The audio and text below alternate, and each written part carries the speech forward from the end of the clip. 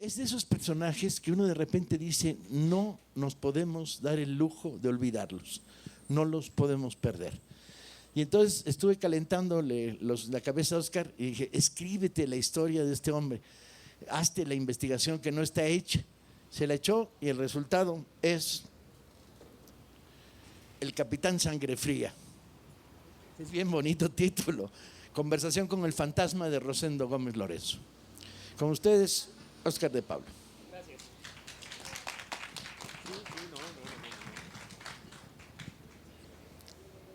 Yo creo que todavía falta una historia de la izquierda mexicana con la que nos podamos identificar y sentir que era gente responsable, que por lo tanto es al mismo tiempo admirable y encabronante, ¿no? O sea, una historia que te haga sentir al mismo tiempo un entusiasmo y una crítica apasionada, porque está vigente casi todo aquello por lo que lucharon esos militantes. Y de veras, uno que sirve para contar esta historia particularmente bien es Rosendo Gómez Lorenzo. Creo que la anécdota que la historia superficial usa mucho, o sea, los que escriben sobre Maximiliano, Carlota, Don Porfirio, usan mucho la anécdota y dejan de lado el contexto social. Pero eso ha hecho que nosotros dejemos un poco de lado la anécdota y las historias de la izquierda tiendan a ser frías y poco concretas, con excepciones, desde luego. Pero creo que este personaje nos permite contar la historia del Partido Comunista Mexicano, del movimiento obrero y de la izquierda a partir de algunas anécdotas que son increíbles y que son curiosamente vigentes. El 7 de abril de este año, de 2015, el periódico Excelsior, que está aquí en la esquina de la información, publicó una cajita que decía lo siguiente: 4 policías, al cumplir con su deber, resultaron lesionados por un grupo de comunistas que, asusados por David Alfaro Siqueiros y Rosendo Gómez Lorenzo, lapidaron y rompieron los vidrios de las ventanas de los periódicos Excelsior, El Universal y otro diario. Esto provocó protestas. Muchos comités censuraron tales actos, pues argumentaron que esa horda es encabezada por el comunismo extranjero y sus integrantes, que se han convertido en fieles intrusos en los asuntos políticos de nuestro país. Esta cajita, les repito, apareció en abril de 2015. Es decir, así de vigente está el enojo de Excelsior con los que le rompieron los vidrios. A los que, exacto, porque la verdad todavía hay prensa que habla en estos términos. O sea, el tono del Excelsior no ha cambiado ni una coma. Quizá, bueno, cambien ustedes comunistas por anarquistas y queda la nota, que era un aniversario histórico de algo que pasó en 1935, es totalmente vigente. Paco me contó, fue el primero en que me contó la primera anécdota que aparece aquí, con la que quisiera empezar a platicarles. Cuando lo que ahora es el PRI se fundó, se llamaba PNR, lo fundó Plutarco Elías Calles para unir a todas las facciones triunfadoras de la Revolución Mexicana en 1929. Se decidió que pues toda lo que llaman la clase política iba a estar unida en un solo partido y se fundó el PNR y fundaron un periódico que se llamaba El Nacional. Primero se llamó El Nacional Revolucionario. Perdón.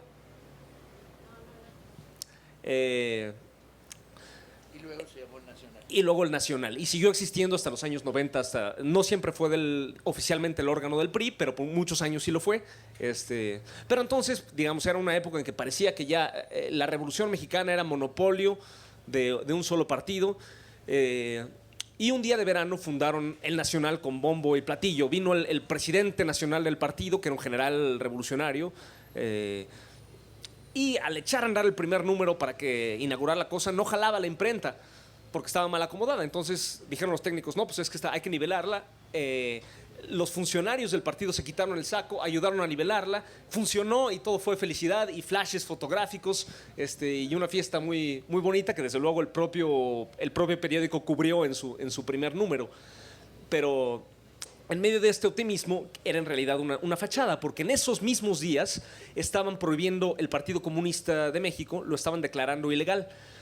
Sus oficinas se encontraban en la calle de Mesones con Isabel la Católica, en una casa como todas las del centro, muy, muy bonita de tezontle rojo, que todavía está ahí, arriba de una cantina que se llamaba La Vaquita y que todavía está ahí. Porque las cantinas sí duran. Los partidos no tanto, pero la cantina sí ha durado. Creo que era otro giro, pero igual era de los mismos y se llamaba La Vaquita.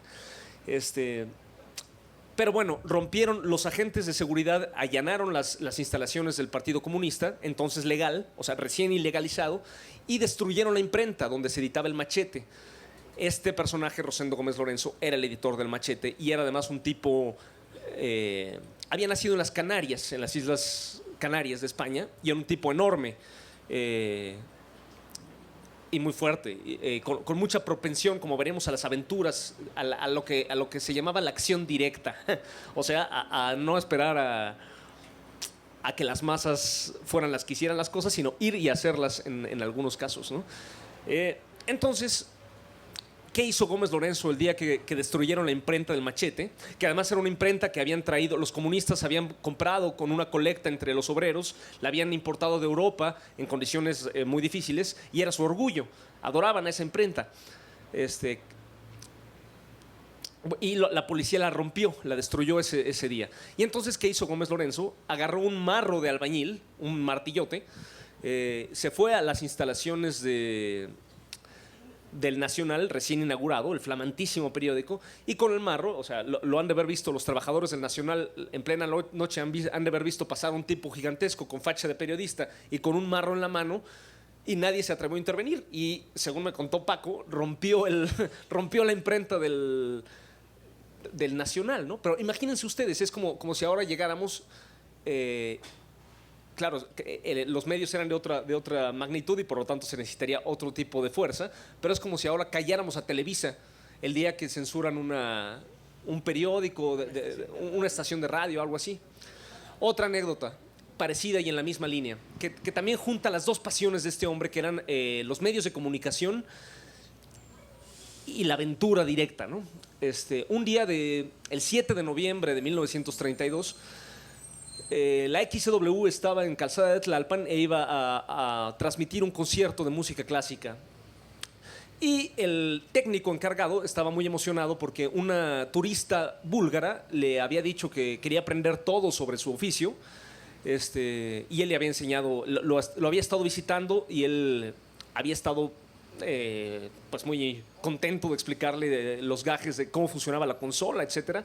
Y ese día, el 7 de noviembre, le dijo ella, pues ya dejaste todo listo, el concierto va a seguir su curso, vamos a tomarnos unos tragos aquí al café porque yo me regreso a mi país y pues sería una pena. Y él pues no pudo negarse, dejó programado el concierto y se fue con la turista búlgara. Pero resulta que no era una turista, sino una militante de la Internacional Comunista que estaba en una misión especial para lograr precisamente eso. Y le había estado pasando la información de cómo funcionaba la consola a los camaradas del Partido Comunista. Entonces esa noche llegó Rosendo Gómez Lorenzo y otro comunista que se llamaba Evelio Vadillo, de historia muy importante él mismo también, que ya platicaremos de él. Amordazaron al guardia de seguridad y la XW, que era ese sí como Televisa del momento, o sea, no había televisión, el radio era el medio de comunicación de masas más importante, y tomaron la estación y transmitieron un mensaje del Partido Comunista porque era el aniversario de la Revolución Bolchevique, el 7 de noviembre, que así como los tres mosqueteros son 4, la Revolución de Octubre fue el 7 de noviembre. Y entonces, una vez más, ¿qué tenemos, no? Este hombre que es militante de la clase obrera, se considera vocero de la vanguardia de la clase obrera, y va y le arrebata la voz a la clase dominante y le pasa el micrófono a quien no tiene voz, que es a la clase obrera, ¿no? Vemos una segunda historia de este tipo. Ya van 3 si consideramos ese día, que era en medio al final de la Guerra Civil Española, cuando ya las fuerzas de Franco habían vencido a las fuerzas republicanas y de la izquierda en España. Algunos periódicos conservadores como Excelsior, El Universal y Novedades creo que salvo el Novedades, los otros dos siguen existiendo y siguen siendo más o menos lo mismo. Habían, si no apoyado a Franco, al menos habían sido neutrales y habían denostado los esfuerzos de la izquierda mexicana por mandar voluntarios a luchar por la República en España, entre ellos, por ejemplo, a Siqueiros. Entonces estaban teniendo un meeting en el hemiciclo Juárez y resulta que estaban en esa época, a principios de 1939, asfaltando la calle, remodelando el asfalto de la calle. Entonces, en el mitin se habló de los periódicos reaccionarios, de la prensa vendida que no apoyaba la causa, y conforme se fue calentando la cosa, decidieron irse en una marcha, en un autobús con un micrófono o un altavoz, a la esquina de la Información, que sigue estando ahí donde estaba.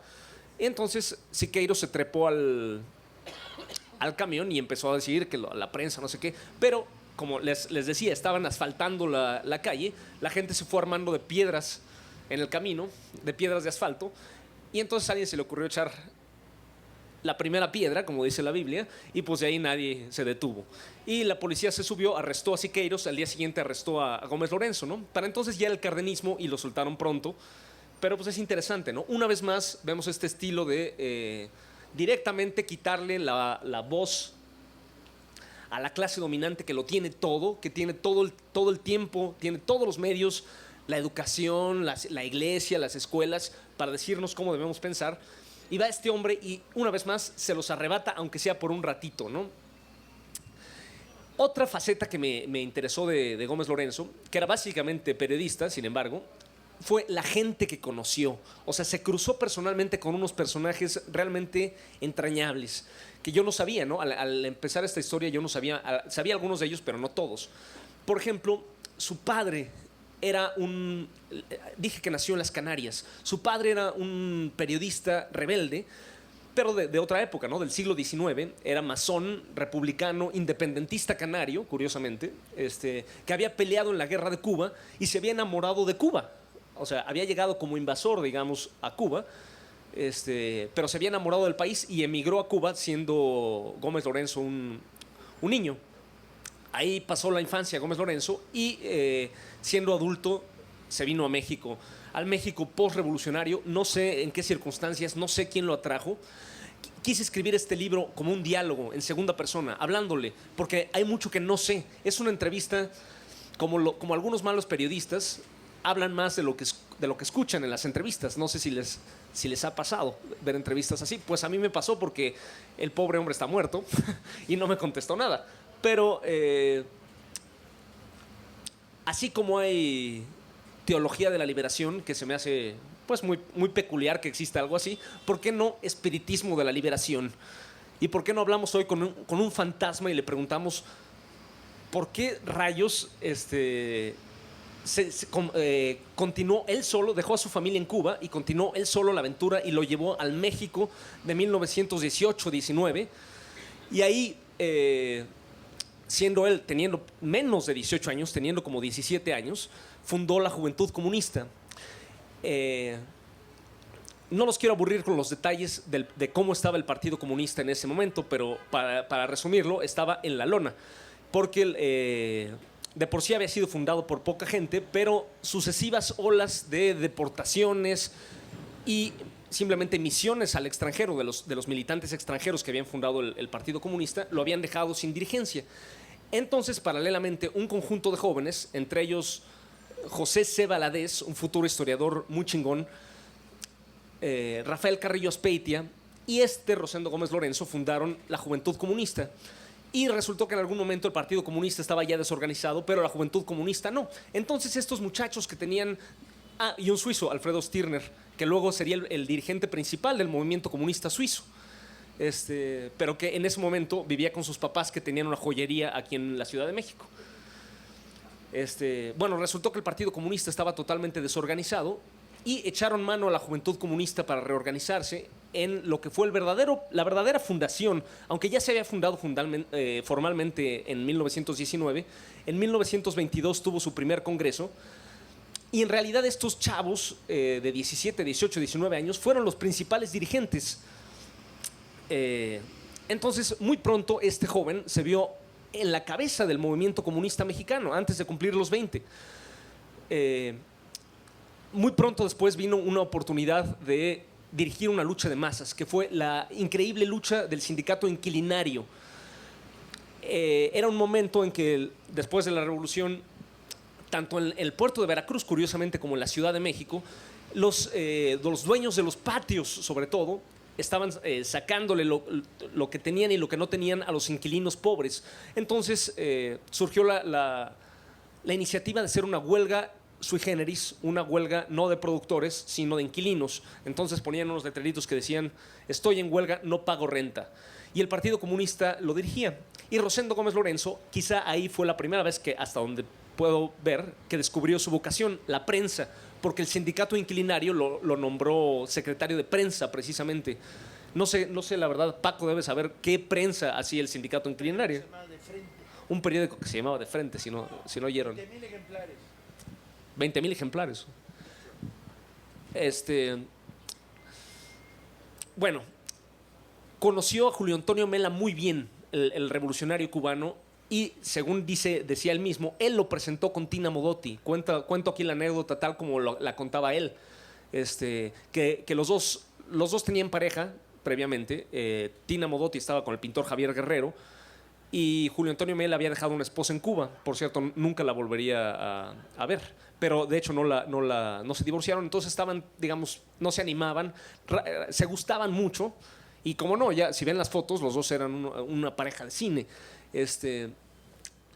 Y entonces, según Gómez Lorenzo, él fue el que les dijo: Julio Antonio, Tina, Julio Antonio, vámonos por un café de chinos aquí a que platiquen, y yo me voy porque tengo mucho que hacer y los dejo solos. La primera esposa de Gómez Lorenzo, esto yo no sabía, era una tal Laura Mendoza, que no nos dice nada. Su nombre no pasó mucho a la historia que digamos. Aparece por ahí en las comisiones femeninas del Partido Comunista de esa época, de 1924. Pero la que nos dice mucho, no sé si a ustedes les diga algo de ese nombre, pero es Juana Belén Gutiérrez de Mendoza, que era un personaje increíble. Es la encarnación para mí de la Revolución Mexicana, popular, radical.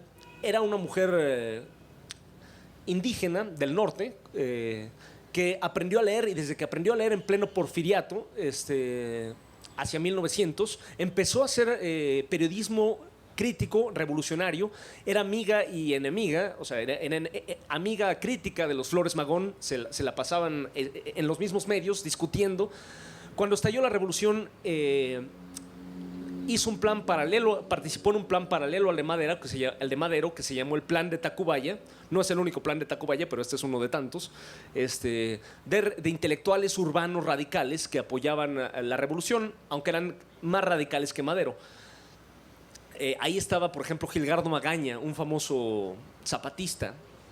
Y bueno, igual que Gilgardo Magaña, esta mujer, ya para entonces con su hija Laura, terminó en Morelos de Zapata, y se integró al movimiento zapatista. Zapata la mandó, durante la dictadura de Huerta, Zapata la mandó a la Ciudad de México a hacer espionaje, y la descubrieron y la encarcelaron, y estuvo presa bastante tiempo hasta que la revolución la liberó, o la caída de Huerta, ¿no? Para ser precisos.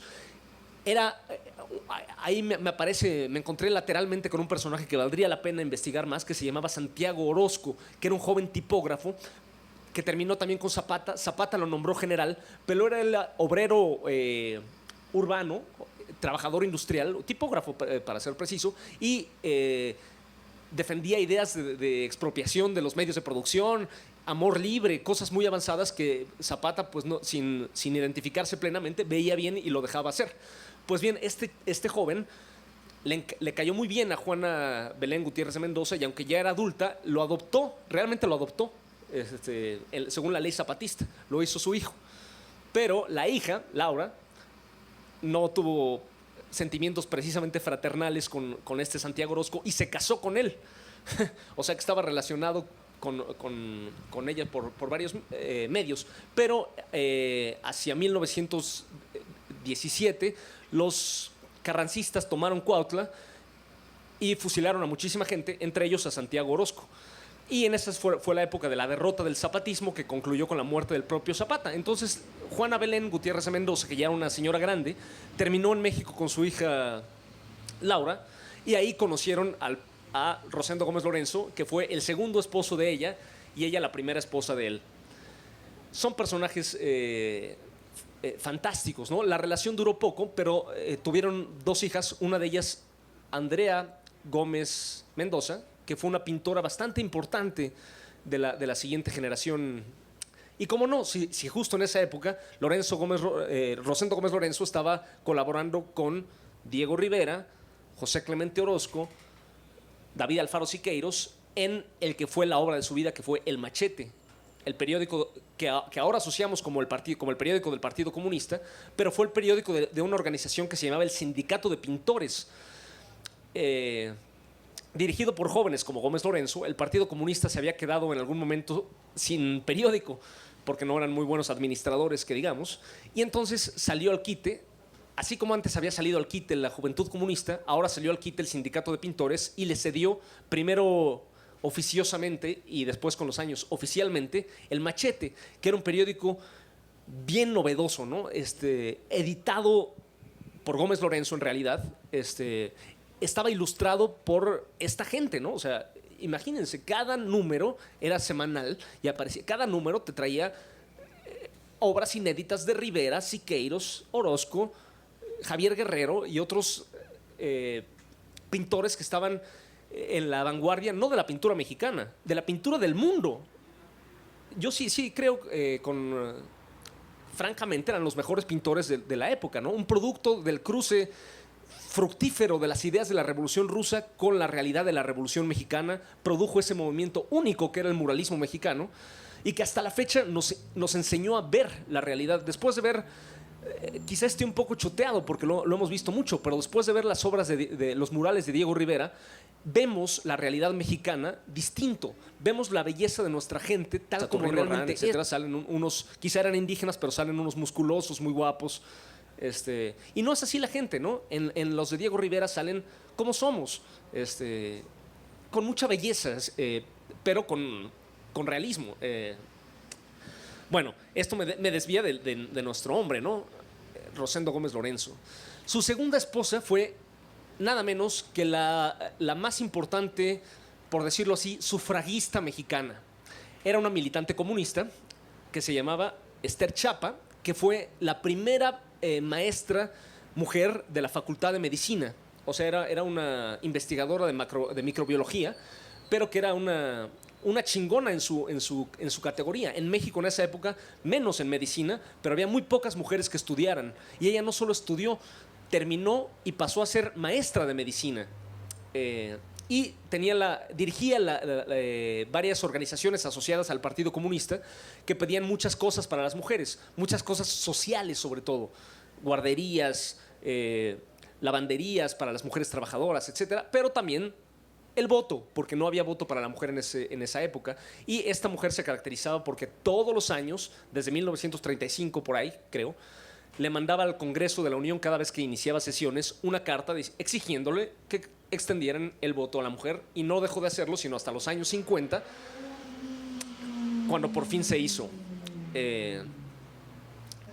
Y la historia tiene un final un poco agridulce, más bien bastante agridulce, porque la última aventura que yo sepa, digamos militar, de Gómez Lorenzo fue atacar la casa de León Trotsky, organizar el ataque que llevó a cabo Siqueiros a la casa de León Trotsky el 23 de mayo de 1940.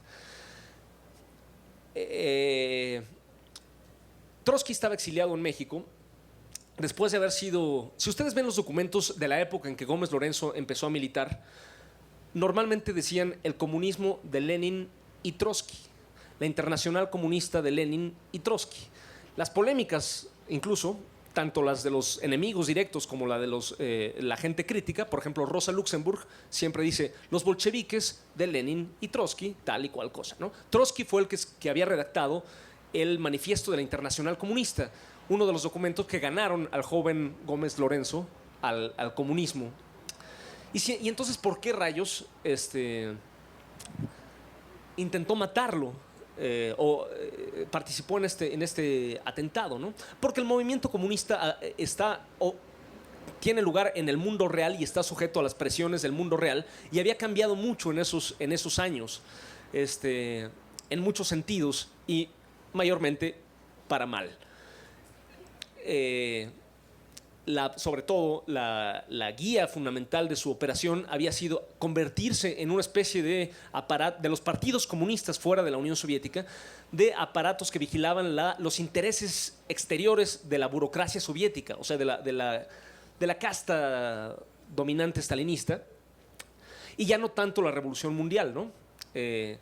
Eso incluía matar revolucionarios que se opusieran a la línea de la URSS, sobre todo en Rusia, pero no solo en Rusia. En España mataron un buen, por ejemplo, y en Grecia, ¿no? En otros muchos lugares donde tenían influencia. Y Gómez Lorenzo, por desgracia, no fue ajeno a este proceso, ¿no? Él mismo, por lealtad quizá al aparato del Partido Comunista,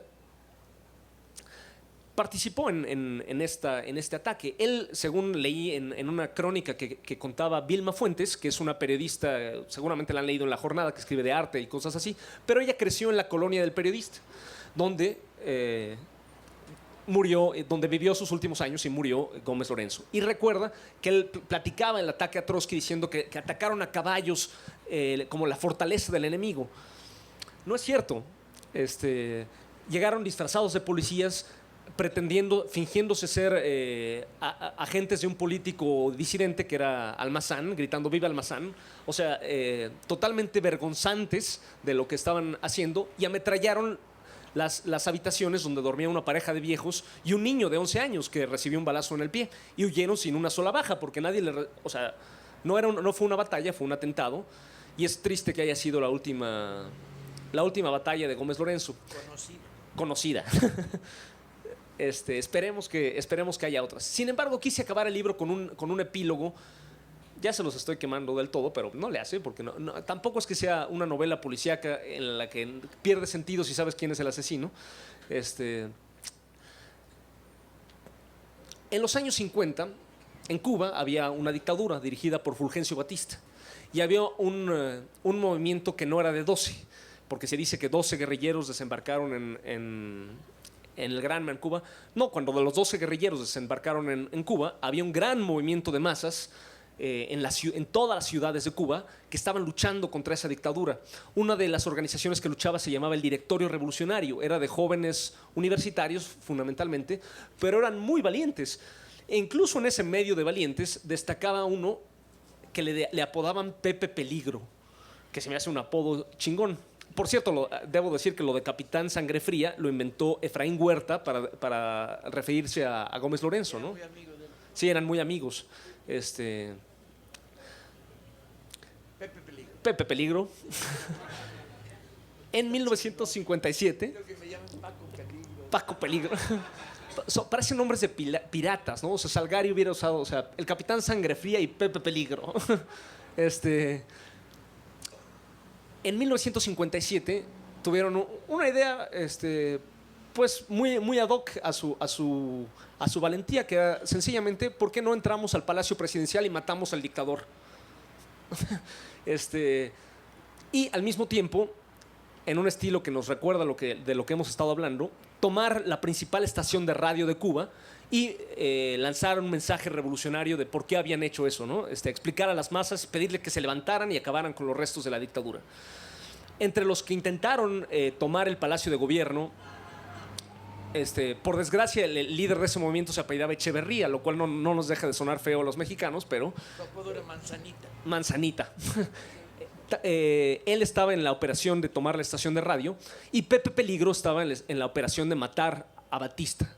Que se les fue por tantito. ¿Sí? Se les fue por tantito. Pero los dos fracasaron. Y a Echeverría, al líder del directorio revolucionario, lo capturaron vivo, pero esa misma noche lo torturaron hasta la muerte, porque así se las gastaba la dictadura de Batista. Y a los del Palacio de Gobierno los mataron ahí mismo en la batalla. Los persiguieron y los balacearon en la calle, entre ellos a Pepe Peligro. Pues Pepe Peligro era sobrino ¿se acuerdan que el padre de Rosendo Gómez Lorenzo se había quedado en Cuba? Pues ahí se había quedado también, mejor dicho, el hermano mayor de Gómez Lorenzo, que había tenido otro hijo. El verdadero nombre de Pepe Peligro era José Luis Gómez Lorenzo, no usaba el Lorenzo, pero Gómez Wagenbert. Gómez Wagenbert era el apellido cubano, el apellido que usaban en Cuba los descendientes del padre de Gómez Lorenzo. Entonces realmente es una familia que destila heroísmo y aventura, a pesar de estar perfectamente enclavada en algo que aparentemente tan seco como es la lucha entre las clases con intereses objetivos, que no tiene nada de seco cuando lo ves en concreto, cuando ves qué significa. Está lleno de aventuras y de desventuras también, por desgracia. Y pues nada, creo que la historia la historia escrita ha sido mayormente monopolio de las clases dominantes, pero si algo creo que debemos hacer es compensar eso haciendo nuestra propia historia. Ninguna generación obrera va a poder hacer un cambio si no usa la experiencia acumulada de todos los demás países y todas las demás generaciones, y eso no se puede hacer más que activamente en la lucha. ¿Qué significa subirse a un camión y apedrear el Excelsior? Lo sabe quien lo ha hecho. Háganlo. Y pues, ¿alguna pregunta, algún comentario?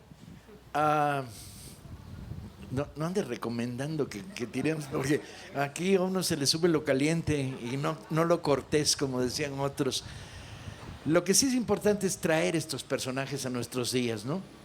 Cuando de repente salimos a la calle exigiendo que vuelvan con vida los muchachos de Ayotzinapa, ¿de quién venimos? ¿De dónde salimos? Salimos de la oscuridad, de las masas urbanas, del Distrito Federal, con historias familiares de destierros continuos, abuelo de Tlaxcala, madre chihuahuense, ¿no?